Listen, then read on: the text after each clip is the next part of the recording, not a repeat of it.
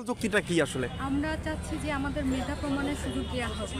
এভাবে প্রশ্ন ফাঁস ধনুষ্টঙ্করের মতো করানোর মতো চারিদিকে ছড়িয়ে যে আমাদেরকে মেধা যাচাইয়ের সুযোগ দিচ্ছে না। আমরা যখন পরীক্ষা দিতে যাই আমাদের মাথা থেকে পা পর্যন্ত চেক করা হয়, কিন্তু আমরা দিন শেষে এসে শুনি যে পিএসসির মতো একটা আস্থাভাজন সাংবাদিক প্রতিষ্ঠানে প্রশ্ন ফাঁস হচ্ছে। তাই আমরা এখানে আজকে যারা দাঁড়িয়েছি তারা সবাই চাই যে দুর্নীতির বিরুদ্ধে তদন্ত হোক, এবং আমরা চাই 44, 45 এবং 46, 44 এবং 46-এ সুস্পষ্ট প্রমাণ রয়েছে প্রশ্ন ফাঁসে। এই পরীক্ষার্থী পিএসসি আবার নিয়ে আমাদেরকে মেধা যাচাইয়ের সুযোগ দিন।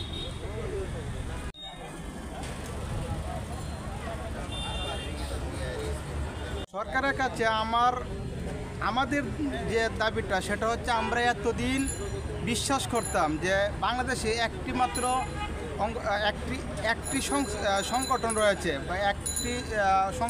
যেটিতে আমরা স্বচ্ছ এবং মেধার ভিত্তিতে নিয়োগ পাওয়ার আশা করতাম। সেই সংগঠনটি আজকে দুর্নীতির আঁকড়া হয়ে গেছে। আপনারা বিভিন্ন মিডিয়াতে আপনারা তথ্য পেয়েছেন যে পিএসসির অধীন পিএসসির যে গাড়ির ড্রাইভার আবেদ আলী কাকু, সে আবেদ আলী 1225 কোটি টাকার মালিক হয়েছে প্রশ্ন ফাঁস করে। এখন আমার প্রশ্ন, একজন গাড়ির ড্রাইভার যদি 1225 কোটি টাকার মালিক হতে পারে গাড়ির প্রশ্ন ফাঁস করে, তাহলে ড্রাইভারের যে স্যার রয়েছে তারা কত কোটি টাকা অর্জন করেছে প্রশ্ন ফাঁস করে। এরপরে দেখাচ্ছেন 46তম বিসিএসে একটা বুথ থেকে 100 জন শিক্ষার্থীর তথ্য আপনারা দেখেছেন। একটা বুথ থেকে যদি 100 জন শিক্ষার্থী প্রশ্ন ফাঁস করে থাকে, তাহলে এরকম ঢাকা শহরে তো শত শত বুথ রয়েছে, সেখান থেকে কি পরিমাণ শিক্ষার্থী প্রশ্ন ফাঁস করে পরীক্ষা দিয়েছে। আর একটা বিষয়, একটা প্রশ্ন যখন ফাঁস হয়, ধরেন আমি 50 লাখ টাকা দিয়ে একটা প্রশ্ন ফাঁস করলাম, প্রশ্নটা আমার কাছে লিমিট থাকবে না। এই প্রশ্নটা আমি আরও আমার আত্মীয়স্বজন যারা রয়েছে, বন্ধুবান্ধব যারা রয়েছে, সকলের কাছে আমি এই প্রশ্নটা দেব। 5,000 টাকা বিনিময় হলেও এই প্রশ্নটা আমি বিক্রি করবো। এখন কত হচ্ছে, সরকারের কাছে আমার আকুল আবেদন থাকবে, আমরা যে পিএসসিকে মনে প্রাণে বিশ্বাস করতাম যে পিএসসি স্বচ্ছ এবং মেধার ভিত্তিতে নিয়োগ দিয়ে থাকে, এই পিএসসিকে কলঙ্ক মুক্ত করে নতুন করে আবার পুনরায় 44, 45, 46তম বিসিএস পরীক্ষাটার বিজ্ঞপ্তি দেওয়া হোক, এবং সেই সাথে যারা দোষী তাদেরকে উপযুক্ত শাস্তি দিয়ে শাস্তির আওতায় আনা হোক।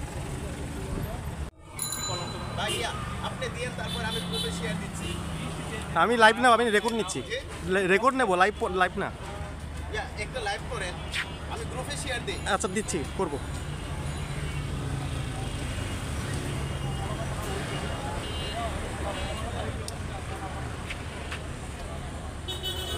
আমি মনে করি এটার মৃত্যুদণ্ড হওয়া উচিত। কারণ আমরা একটা মানুষ যে পরিমাণ হার্ডওয়ার্ক করি, প্রতিদিন আমরা সকাল থেকে রাত পর্যন্ত পড়াশোনার উপরে থাকি, খাওয়া নাওয়া বলতে কোনো কিছু থাকে না, আমাদের ফ্যামিলি পরিবার বলতে কোনো কিছু থাকে না।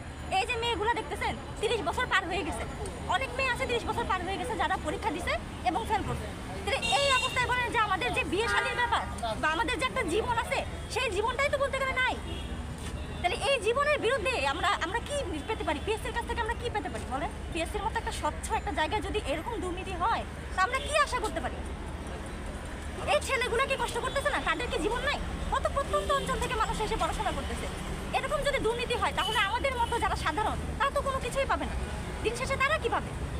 আমি অবশ্যই চাইবো যে এদের মৃত্যুদণ্ড হোক, কারণ আমরা জীবিত হয়ে মৃত হয়ে বেঁচে আছি, আমাদের জীবন বলতে কোনো কিছু নাই।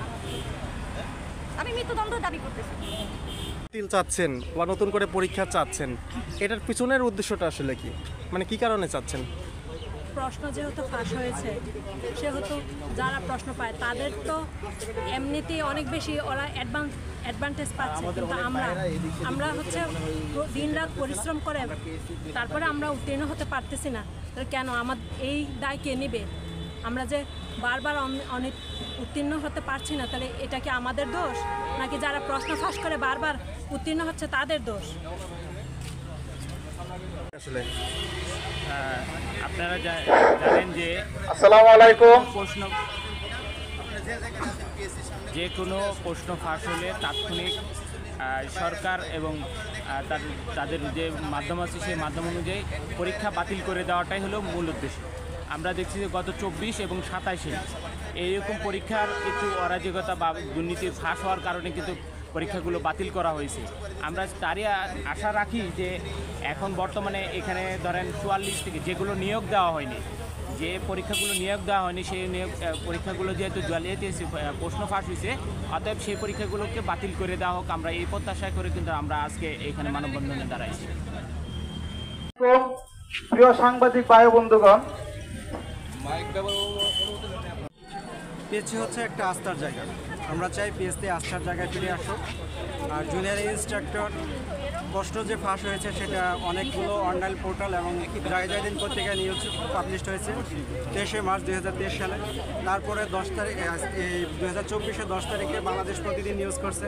সার্চলাইটের মাধ্যমে আমরা জানতে পারছি 11 জুলাই 2024 সালে দৈনিক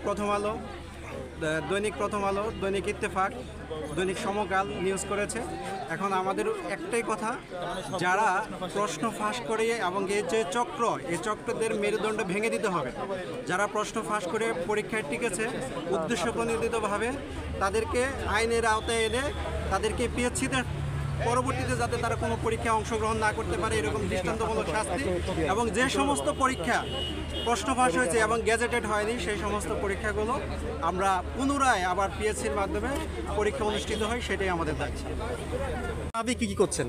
দাবি কি এখন আমাদের দাবি হচ্ছে 44, 45 এবং 46তম যে বিসিএস পরীক্ষার কার্যক্রমগুলো আছে এগুলো অতি অবিলম্বে স্থগিত করে পুনরায় আমাদের নতুন করে পরীক্ষা নেওয়ার দাবিতে আমরা দাঁড়িয়েছি। এবং সেখানে যে 44, 45, 46 ব্যতীত অন্যান্য যে পরীক্ষাগুলো আছে, যে যারা প্রশ্ন ফাঁসের মাধ্যমে বা দুর্নীতির মাধ্যমে জালিয়াতির মাধ্যমে নিয়োগ পেয়েছে তাদের এগুলা সম্পূর্ণ বাতিল করে এবং প্রশ্ন ফাঁসের সাথে যারা জড়িত তাদেরকে সামনে এনে দৃষ্টান্তমূলক শাস্তির ব্যবস্থা করা হোক। আর যারা প্রশ্ন ফাঁসের মাধ্যমে নিয়োগ পেয়েছে তাদেরকে এই ক্যাডার পদ থেকে বাতিল করে পুনরায় শূন্য পদে নিয়োগ দেওয়ার জন্য আমরা সেখানে দাঁড়িয়েছি। চাই যে 18 মার্চ 2003 সালে জুনিয়র ইন্সট্রাক্টর যে পরীক্ষা অনুষ্ঠিত হয়, 18 মার্চ 2023 সালে যে জুনিয়র ইন্সট্রাক্টর পরীক্ষা অনুষ্ঠিত হয়, সেই পরীক্ষা আমরা জানতে পারি যে প্রশ্ন ফাঁস হয়েছে। তারপর 23শে মার্চ 2023 সালে যাই পত্রিকায় আসে, এরপরও পিএসসি কোনো যাই দিন পত্রিকায় আসে, এরপরও পিএসসি কোনো তদন্ত করে নাই। আমরা স্মারকলিপি দিই, এরপরও পিএসসি কোনো করে নাই, তদন্ত করে নাই। এর জন্য আমাদের হাতে যখন 10 জুলাই 2024 বাংলাদেশ প্রতিদিন পত্রিকায় আসে যে জুনিয়র স্টাফ পরীক্ষা কি ফাঁস হয়, আবার এইভাবে 11 জুলাই 2024 প্রথম আলো, 11 জুলাই 2024 সমকাল, 11 জুলাই 2024 প্রতিদিন বাংলাদেশ প্রতিদিন বিভিন্ন পত্রিকায় যখন আসে, এবং যে চ্যানেল 24 আমাদের কাছে প্রমাণস্বরূপ দিয়েছে, এতে বোঝা যায় যে প্রশ্ন ফাঁস হয়েছে, কয়টা কীভাবে হয়েছে এটার কোনো নির্দিষ্ট কোনো নাই, আমরা এভিডেন্স নাই। কিন্তু আমাদের কাছে এখন যথেষ্ট এভিডেন্স আছে কীভাবে প্রশ্ন ফাঁস হয়েছে, কার দ্বারাই হয়েছে। এখন সবাই সিআইডির আওতায় আছে। এই জন্য আমরা চাই জুনিয়র স্টাফ পরীক্ষা আবার এক্সাম হয়ে মেধাবীদের জয় হোক। আমরা সবসময় চাই মেধাবী আসুক, কারণ সেটা একটা টিচিং প্রফেশন। এখানে কোনো চোর বাটপারদের আসার সুযোগ নেই। পিএসসির মাধ্যমে আমরা চাই তারা যে আস্থার জায়গাটা আমাদের কাছে দিয়েছিল, সে আস্থাই যেন আমাদের কাছে আবার ফিরে আসে। এটাই আমাদের দাবি, এটাই আমাদের প্রত্যাশা। দৃষ্টান্তমূলক শাস্তির ব্যবস্থা করা এবং যারা প্রশ্নপত্রের মাধ্যমে নিয়োগ পাইছে তাদের নিয়োগপত্র বাতিল করে পুনরায় শূন্য পদে আমার